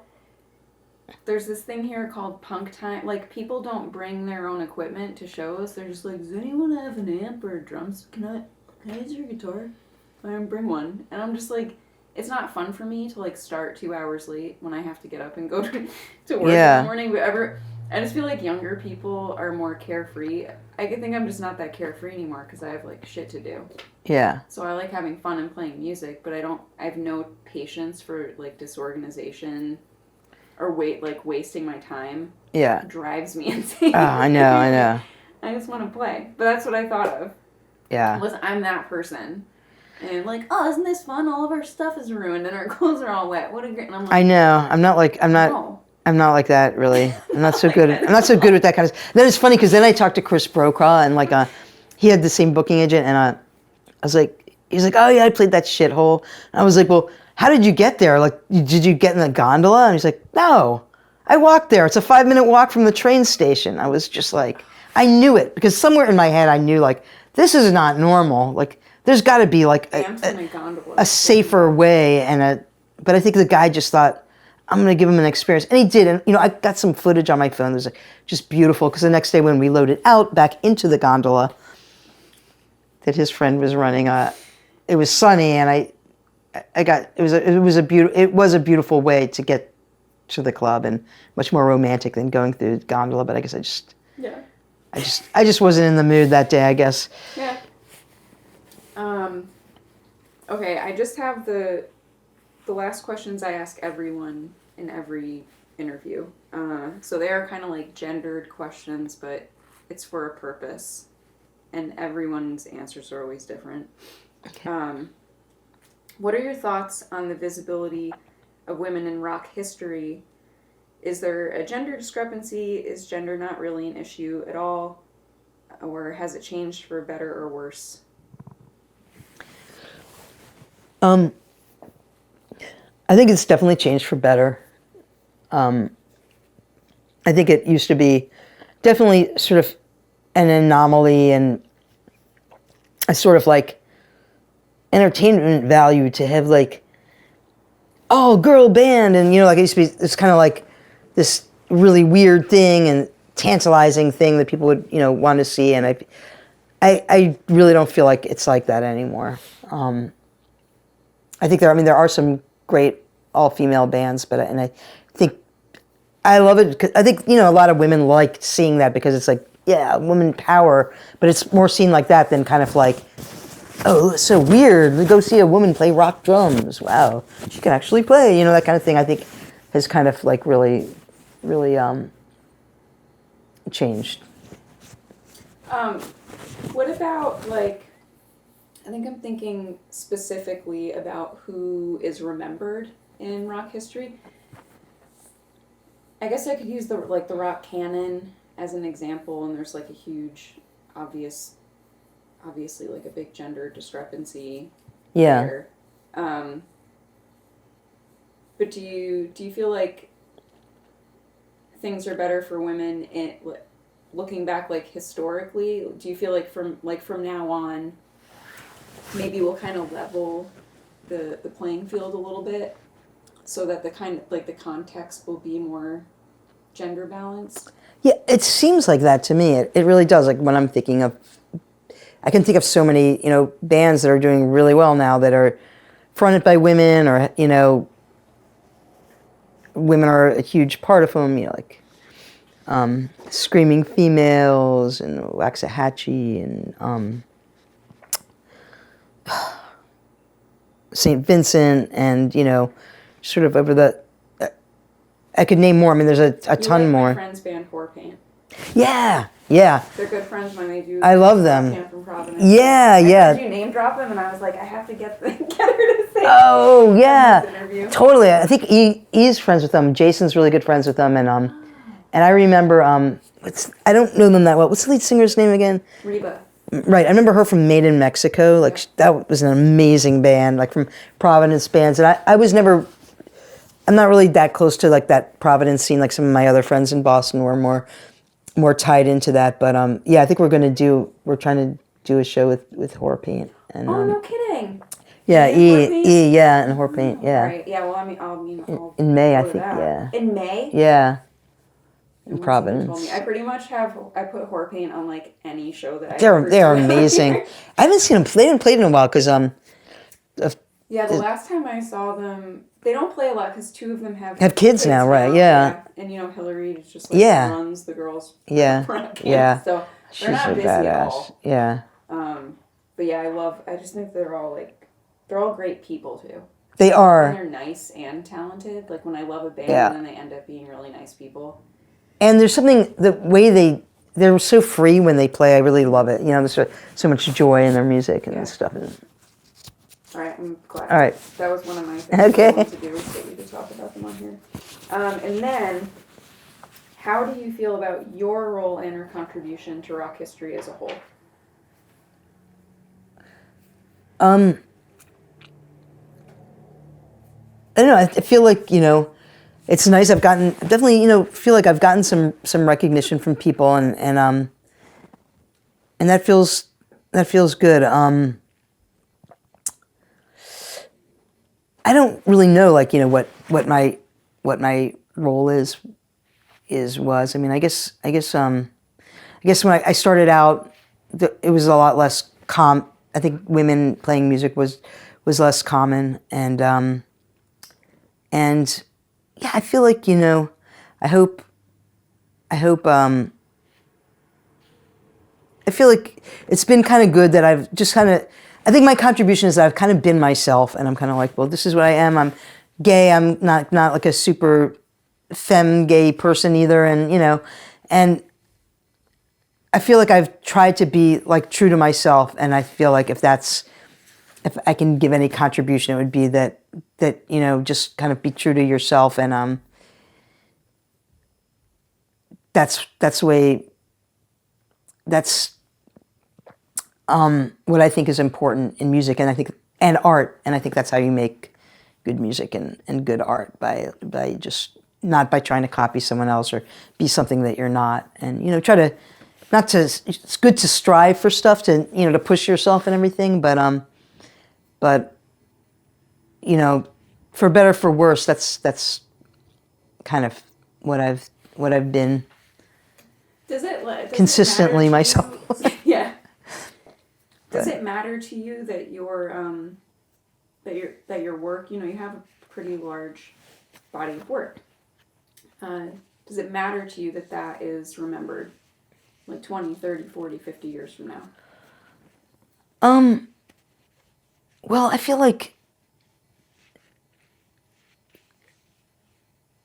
I guess it does, you know. I mean, I'm glad that I made records. Yeah, I'm glad that there's documentation, and it, you know, it's nice to know that if someone was interested, they could hear it or see it, you know, see a video or something like that.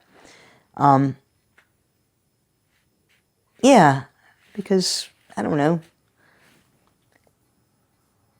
I mean, songs are kind of, you know, like that. You know, you want them to be heard, remembered, you know, and not that they have to be in the front of your mind, but yeah, I'm glad that I did stuff, and I guess it's important to me that, like, I'm not one of those people that saves everything, you know, and I actually rarely, if ever, listen to my own music, like once I've made it.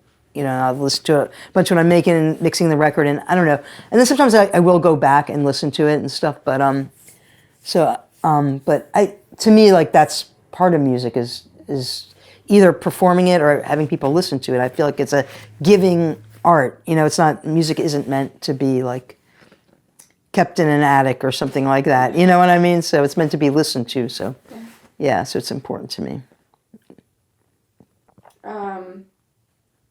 As always, I'm sure there are 10,000 things that we've left out of your life, but this is like a 2-hour interview. Yeah, that's okay. No, I feel like it's pretty in depth. Is there anything really important that we didn't go into that? No, I don't think so. No. We can always add to the great thing about oral history is that we can sit down again in like 10 years or something. Yeah, hopefully there'll be some new stuff to add then.